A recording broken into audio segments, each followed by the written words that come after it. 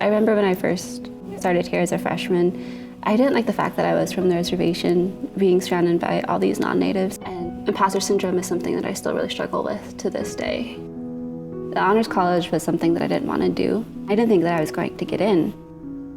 At my high school, I was at the top of my class, and school really came easy for me. I really didn't have to try in high school. And I was sort of expecting that when I came to college, and got pretty hit hard with the reality that it's not as easy as high school. And so it's like, man, I'm just gonna drop out. If it gets any harder than this, then why do I have to stay if I can't make it through these classes? Those first 2 years, my mom and I, we didn't really get along because, we fought all the time about me leaving. And then one day she was just like, well, quit. And I'm getting super quiet because my parents are the type of people who told us that can't really quit anything. We couldn't quit a sport, we couldn't quit a club, like we had to stick it out.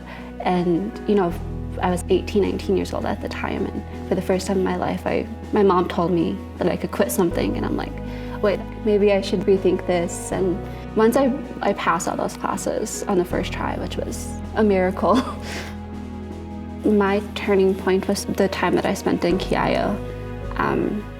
I guess just being surrounded by other natives really helped me, and I'm like, okay, I could definitely stay here now knowing that there's other students here like me and who have the same background.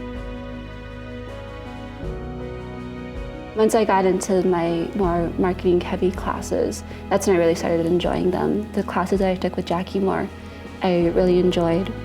It's a good thing I stayed, because I really like doing this. And at first, I really tried to hide the fact that I was from the reservation. I think that's the reason why I struggled so much, was because I wasn't really being true to myself. And being from the reservation is a huge part of my life. I tried so hard to disconnect from my culture. Maybe I need to take more pride in who I am and where I'm from, and take pride in my culture and start, connecting more, learning my language and learning my traditions.